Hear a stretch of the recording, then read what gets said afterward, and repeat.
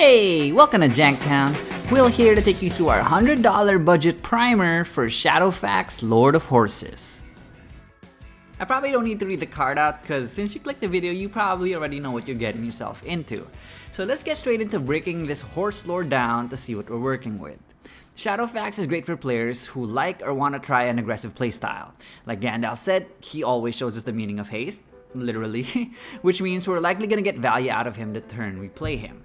Now, if you were interested in Shadowfax, it's probably because of his ability to cheat other creatures into play when he attacks. This reminds me of cards like Winota and Kaalia that just drop these unexpected threats into play. Now, of course, Winota and Kaalia are scary and they're sort of shoot on-sight commanders, but luckily, Shadowfax has a lower heat index, which means we'll probably get our triggers off at least quite a few times in a game. That is before players start to realize, hold up, this horse is kicking her ass. Now the main catch is, the creature we're cheating in has to be of lesser power, and Shadowfax is a base 4/4. While there are plenty of utility creatures at powers 3 and below, a lot of the haymakers come in at power 4 and up. So we're gonna want to be conscious about increasing Shadowfax's power reliably, consistently, and efficiently. If we can do this, then mathematically, Shadowfax is like a giant ramp horse.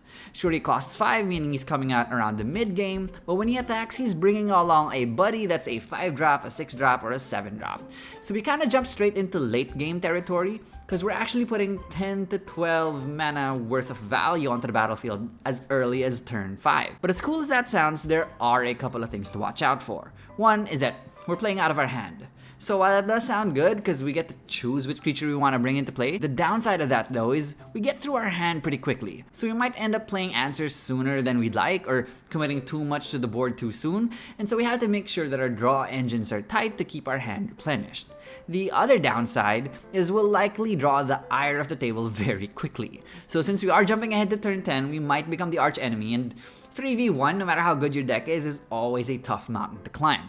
On top of that, we're also probably getting constantly tapped down because we need to attack with Shadowfax to get the value, plus our guys coming in tapped as well, which means the threat of a crackback is real and payback can be, well, you know. So we want to hit hard, hit fast, kill someone quickly, because as soon as we pull the trigger, we're off to the races. I'll take you through the deck's 7 different themes and card choices for each one. Now this is a budget build, and so as at the time of this recording, MTG Goldfish says that this deck would bring us up $98.77 excluding lands in our commander. Now before we get into it, I hope you could show some support to the channel by tapping the like and leaving a comment, you know, for the algorithm, and also hitting subscribe too, because every little bit helps. Also, shouts out to my brother, TY, who pilots this deck. I hope to post some gameplay video of it soon, but yeah, he's a resident here of Janktown and we love him for it. Our 7 themes consist of our usuals of ramp, removal, and draw, but I'll start with other themes, namely buffs, riders, anthems, and something we like to call UBP or utilities, bombs, and pets. Buffing Shadowfax is something we need to do reliably, consistently, and efficiently. So Battle Plan, Keleth, and Sparring Regiment are cards we can bring down much earlier in the game before we even cast our commander, and since they're attack-based trigger, we don't need to spend mana to be able to trigger them. Another way though is through equipment. In Hero's Blade and Grafted War Gear, equip for free. So we cast in the turn before we play Shadowfax and, you know, we're ready to rock. Reliable, consistent, efficient. Noble Heritage is an amazing background, and I don't see it played often. Maybe people have forgotten backgrounds even exist. But it ETB Shadowfax, and we can keep growing any other creature we control after that. Now granted, the opponents do too, but protection from a player, that's like the one ring. Fine, maybe not. But it is an offer that's a lot more tempting than it should be, especially if one player sees another opponent buffing up their dude. Finally, Bastion Protector and Squeeze Embrace. They buff up our commander while also giving him a layer of protection that just gives him some extra resilience. So even in the movies, Shadowfax wasn't the problem. It was always the wizard riding on his back. So who are we bringing for this ride along? Aurelia, Portraiser, and Scourge of the Throne are all extra combat-based creatures, and Portraiser is a damage-based trigger, meaning if we hit, we get the extra combat. Now, Aurelia and Scourge are attack triggers, meaning we don't get it the first go round, but they are both huge threats, especially if we get to untap with them. Now, the next rider is Thundermare. It's a horse riding a horse. Thundermare is an elemental horse that zeroes out our opponent's blockers by tapping them down, leading to big hits and big damage.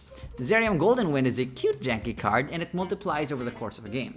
The griffins it poops out even more griffins. So since we're always going in the red, we find ourselves tapped down a lot. So it's nice that when we hit, the new griffins that come into play can play defense and be our blockers. Now speaking of defense, Angelic Arbiter means our opponents have to choose between attacking and playing spells. So when our pressure's on, this will hopefully save our face for a bit from the blowback. And last on the list is Ilharg the Raised Boar, a good redundancy piece in case Shadowfax gets hated out, but it's also a big, resilient, trampling body that can apply a lot of pressure. With creatures on the board, we want to start killing people. Anthems gives our whole team a power boost for that extra reach. Noblest of War and Skyhunter Strike Force give big buffs to our team at +2/+0 and potentially +3/+3 respectively. And these can be cheated in by Shadowfax if necessary. Flowering of the White Tree is a standard +1/+1 effect, but it gives a few of our legendaries that extra bump and extra protection. Always Watching and Throbbing Protector read similarly, and they give our board some very important vigilance. It lets us stay aggressive, but also doesn't leave ourselves so open to the blowback. UVP time!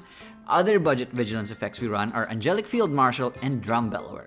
Nothing fancy, they just do their job. Windborn Muse is propaganda in creature form, and another card that might be just as effective is Howling Golem. Now I could have put this card in the card draw slot, but I put it here because people don't want to kill the golem, they just want to draw cards. And so what ends up happening is they send a measly 1/1 token your way and send their big beater elsewhere. The Eternal Wanderer is one of my favorite planeswalkers for Commander. She can wipe the board while keeping Shadowfax safe, she can blink some of our creatures for value, or give it pseudo vigilance, or she can blank a big attacker from our opponent's board because the creature only comes in on their end step. Icing Death Frost Tyrant is a 4-drop flyer with vigilance that's just a good stopgap and gives us value when it dies. And finally, Will's Reversal, a great gacha card and also my namesake. No one expects a stack response in Boros, so it's just a good thing to have in your back pocket. Time to eat our veggies, and I'll work my way backwards starting with draw. Skyline Despot and Court of Grace all bring the Monarch into play, which is a great mechanic to diffuse some of the heat off us. Cause once someone steals the Monarchy, at least they paint a target on their backs. Arcana Coordination, Emberwild Captain, and Champions of Minas Tirith are a trio of Monarch-related creatures that help us keep the crown, giving us a chance to trigger either the Despot or the Court of Grace profitably. Outside Monarch though, Akari Fearless Voyager, Firemane Commando, Rumor Gatherer, and Archivist of Ogma are just steady sources of, albeit conditional, card draw, with Firemane Commando again hopefully saving us from some combat damage despite our aggressiveness. Sandstone Oracle and Dragon Mage are a pair of burst draw creatures that we can hopefully cheat out with Shadowfax. Finally, Gamble. Yup, at 1 mana, this tutor is just really good, and since it's been reprinted, it's only $5, so it's a great deal and a card that's just worth having. For removal, we're actually playing a ton. This isn't like some Boros deck that'll just let our opponents get away with murder. We want to be the one doing the murdering. Path, Swords, Duplicant, Bogardan Hellkite, and Eowyn Fearless Knight, these all shoot down creatures. And yeah, besides Path and Swords, we like having these effects on our creatures. Cause sure, one, they can be blinked by Wanderer, but also they can be cheated in by Shadowfax to make sure that we maintain some board pressure. Meteor Golem is an artifact that blows up any non-land permanent, and Blade Griff Prototype does this too, but we would need to tag team with an opponent of ours to do so. Angel of the Ruins is a big beater that exiles 2 artifacts and/or enchantments when it enters, while having the versatility to plane cycle itself away if we're running low on lands. Aerial Extortionist and Angel of Serenity are a pair of temporary removal creatures while also being flying threats. Remember, the Extortionist is both an ETB and a damage trigger, so even if our opponents can recast what we've exiled away, it's still tempo loss and can take up a good chunk of their turn. Plus, we get the draw card. Finally, we're packing some board wipes. Cataclysmic Gear Hulk lets us wipe while saving Shadowfax. Steel Hellkite can take out multiple things from an opponent's board, especially when brought in as a surprise attacker. Dismantling Wave is a versatile removal spell that can snipe artifacts and enchantments, or just outright clean the board of them. And RF Revelation is just one of the best wipes in the game, usually only costing 3 for a clean sweep. Last is Ramp, and I won't dwell on this too long. Soul Ring, Parasignets, yep, these things check out. Core Cartographer and Solemn Simulacrum for some good old land ramp, and we're bringing in some creatures that land cycle for 1. We can use them as creatures, sure, they do have some utility, or we can treat these guys as like tapped lands, right? We put a land into play, we tap it, we cycle these away for 1. So it's almost like an MDFC, where Oliphant land enters the battlefield tapped. And then we search our library for a card named Oliphant, then we put it into the graveyard, something like that. Finally, combat-based ramp. Beamtown Beatstick, Goldvein Pick, and Professional Facebreaker all create treasures when we connect, while Dowsing Dagger and Sword of Hearth and Home are terrific equipment that either flip into a land or net us more lands whenever we hit. And that's it for this episode. Hopefully you guys enjoyed it. I've been recently trying to talk a bit more about the commander, you know, what our deck does, so hopefully when we go through the card choices, it'll make a bit more sense. I recently put out a poll and you guys said you wanted to see more deck techs, so we're definitely going to be covering some Commander Master stuff, especially once the spoilers start to wrap up. But in between brews, I'll be posting some gameplay videos, and I'm actually curious, do you guys like the narration style that you're kind of seeing now, where I kind of talk over and summarize the game, you know, Mudsta style? Or do you want like the full, like, more raw version where you can hear table reactions, table talk, and all that stuff? I don't know if anyone's still watching at this point, to be honest, but if you're one of the two that's still left in the room, do let me know in the comments down below. And hey, like, share, subscribe, all that stuff, it really helps out. So thank you for sticking around, being a part of Janktown, and until next time, stay inspired, friends, and I'll see you soon.